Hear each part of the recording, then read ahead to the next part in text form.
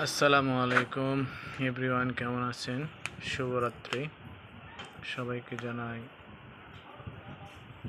রাতের শুভেচ্ছা এবং অভিনন্দন। আপনাদের সাথে কিছু একটা ছন্দ শেয়ার করতে চাই।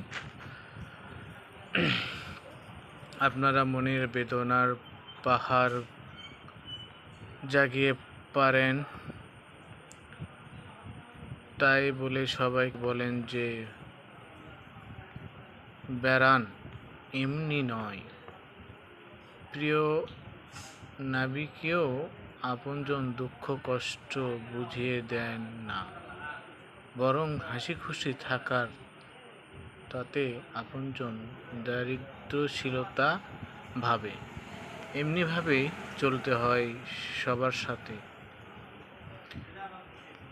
আসসালামু আলাইকুম, সবাই বলি আলহামদুলিল্লাহ।